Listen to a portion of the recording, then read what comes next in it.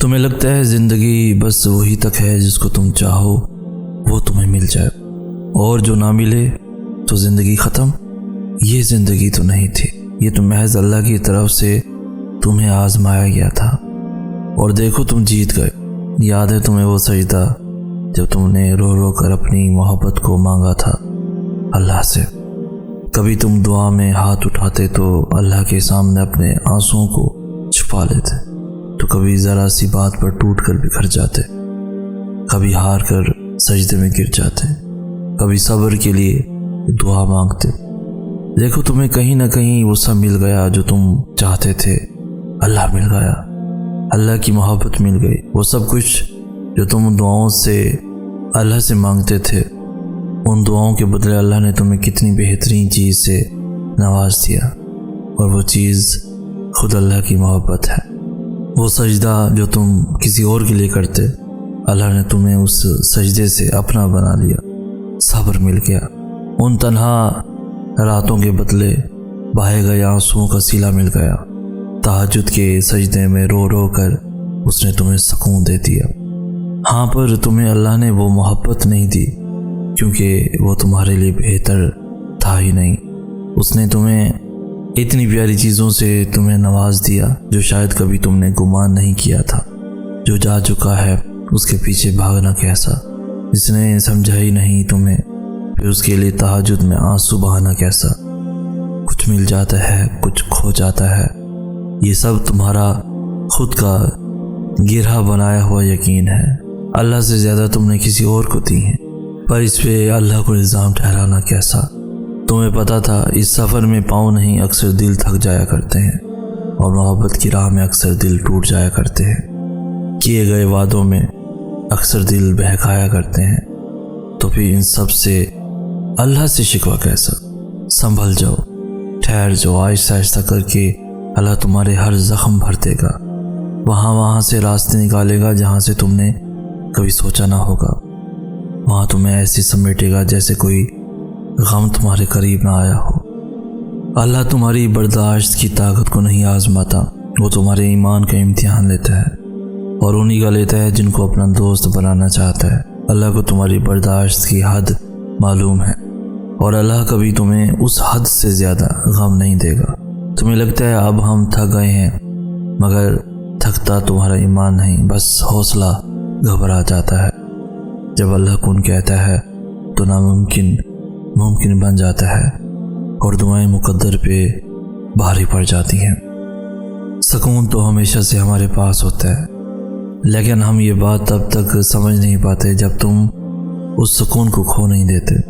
تب پتہ چلتا ہے کہ سکون تو صرف اللہ کے ہونے سے تھا، جسے اپنی خواہشات پانے کے چکر میں ہم نے کب کھو دیا پتہ ہی نہیں چلا، اور جب یہ بات ریئلائز ہو جائے تو فوراً واپس لوٹ جانا چاہیے، کیونکہ یہ خیال اللہ کی طرف سے تم تک ایمرجنسی الارم بن کر آتا ہے کہ بس بہت بھاگ لیا، اب واپس جانے کا وقت ہے۔ ٹوٹی ہوئی دوستی اللہ سے دوبارہ جوڑ لینے کا وقت ہے، اور پھر جب رب ہی دوست بھی ہو تو ہچکچاہٹ کیسی؟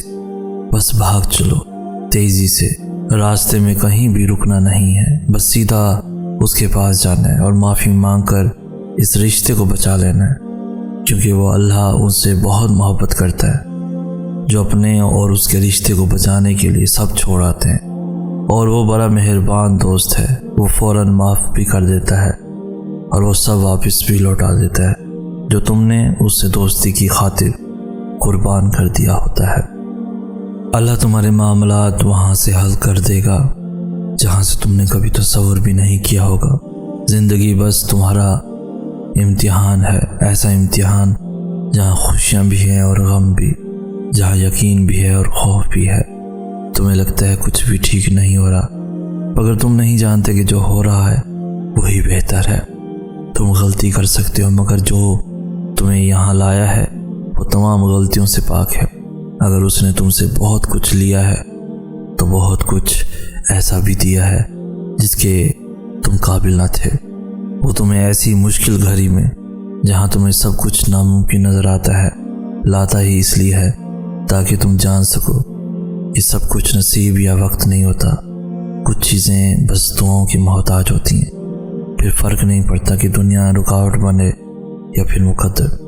जब दुआ मुखलिस दिलों से निकलती है तो या दुआ उसके हक़ में कबूल कर ली जाती है या उस दिल को सब्र दे दिया जाता है। तुम्हारा यकीन ही तुम्हें ज़िंदा रखता है, और जब सारी उम्मीदें अल्लाह से वाबस्ता कर ली जाएं तो हार जाने का डर कैसा। जो जंग अल्लाह के साथ मिलकर लड़ी जाती है उसमें शिकस्त कभी नहीं होती। जिसका कोई ख्याल नहीं करता उसका अल्लाह ख्याल रखता है, और उसकी आगोश से बेहतरीन और महफूज जगह तो कोई भी नहीं हो सकती। ज़िंदगी को अपने मुताबिक बनाने की कोशिश करने वाले अहमक होते हैं। तुम अल्लाह के मुताबिक जीना सीख जाओ, फिर वो तुम्हारे मुताबिक ज़िंदगी को बना देगा।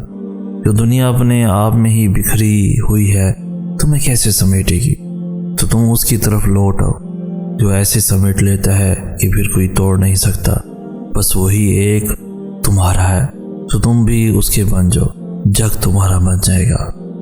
ज़िंदगी अभी भी बाकी है, राहें भी निकलेंगी और बहुत से नए दरवाजे भी खुलेंगे, मंजिलें भी मिलेंगी और मौज से भी होंगे, दास्तानें भी मुकम्मल होंगी और दुआएं भी कबूल कर ली जाएंगी।